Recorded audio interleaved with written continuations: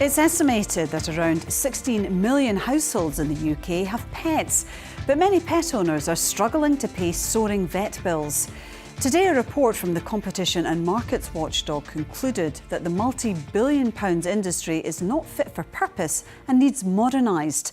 It found that in some cases, owners are being overcharged and often aren't being told the full cost of treatments up front. If you go to a hospital, you expect the doctors and nurses to be regulated, and they are, but you also expect the hospital to be regulated. Well, in the case of veterinary services, the vets and the vet nurses are regulated, but the veterinary business isn't. That has to change. The CMA watchdog wants vet prescription fees to be capped at £16, require businesses to show pet owners full transparent price lists and tell customers when cheaper medicines are available to access online. Well, we considered the case for shaking up the industry with Elizabeth Molyneux from the British Veterinary Association and Natasha Freed, who runs a dog walking business and joined us in the studio with her own dog, Yogi. Thanks all so much for joining us. And Natasha, a lot of these measures from the watchdog are about transparency. From your experience with the lovely Yogi, how transparent have you found it working with vets?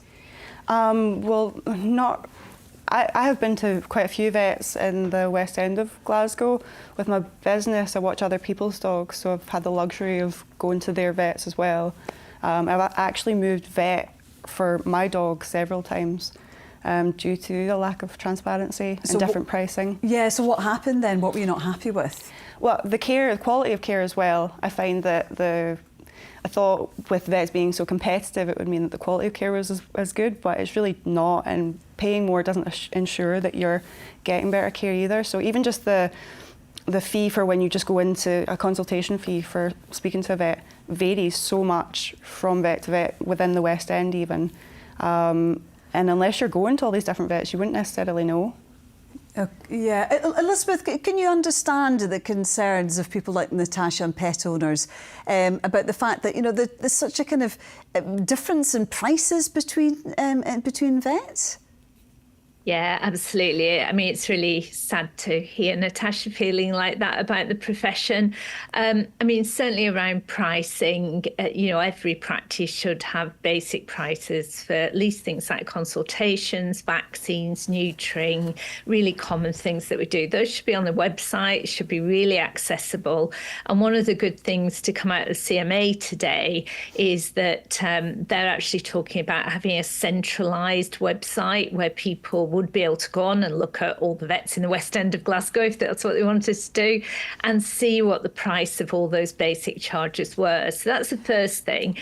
The second thing is the CMA have also said that anybody who's having work over £500 should have a written estimate for that.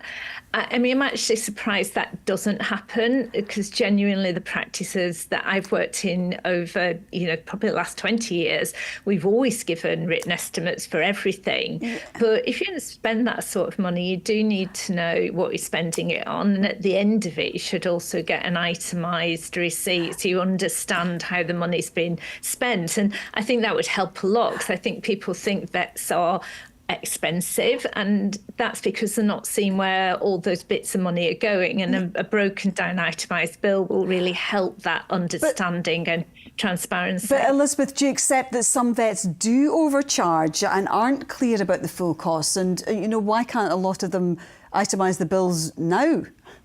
Yeah, I mean, I've been surprised by some of the findings of the CMA that, you know, when they started off their investigation, I think the number of practices with price on the website was something like 10%. And as a result, hopefully, of some of the work the British Veterinary Association have been doing, we've been flagging this needs to happen, but it's still not happened at the levels it should do. But one of the issues here is that as a veterinary surgeon, I'm regulated, and my veterinary nursing colleagues are as well. well, but businesses aren't.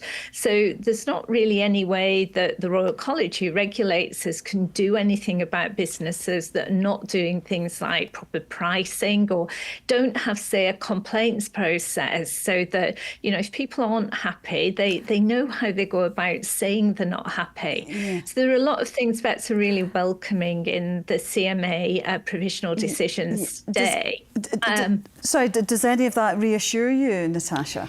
No, I think it's one of those things, people don't really know who they're supposed to complain to. I mean, I've complained to my vet and asked previously if there was someone else that I should go to, and you're not given that information, I think people don't really have that understanding of who they can go to. It's also a medical field, so you kind of trust a professional. I've actually been told by vets as well that I can't get a prescription for medication that was online because if it's online, they don't know where it's coming from. And I'm like, well, I can show you the website, but they will just point blank say that they're not going to do that. So I guess having a regulation is only useful if it's actually being checked, that it's actually being put in place. Like how are you going to judge that? How are you going to check on that?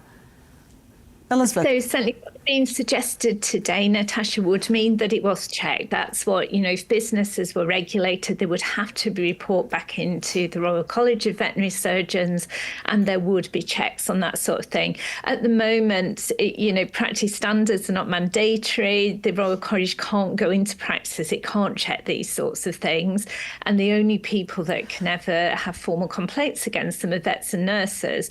So I think it will make a real difference. And it is, honestly, it's really disappointing hearing your experiences, because all of us who go into this profession, we genuinely do it because we love animals and we want to make them better. And some of the things that have come out of the CMA investigation, have been awful for vets to deal with. And CMA have actually highlighted that today, that most vets and veterinary nurses are working for all the right reasons, but the businesses can be an issue. And that's what we need to address. And we need that regulation and some other things put in place as standard, so that pet owners know where they are and they regain that trust in us, because that's really what we want. I think, again, if you go back to the CMA, actually, they're saying that, the majority of pet owners do still really trust their vets, but there's no doubt some trust has been eroded, not least by the investigation, and we need to sort that out. Do you welcome these recommendations, or do you think that they might change the industry? Are you hopeful it might change? It is really needed. I think with me and all of my clients, and obviously I come into contact with other dog walkers and their clients, we all feel that it's not just one anecdotal experience, it is a very overall experience that people have. And I think the credibility of the industry has already been affected, so it's needed yesterday. Yeah, well, it looks like things might change. Yeah. Hopefully.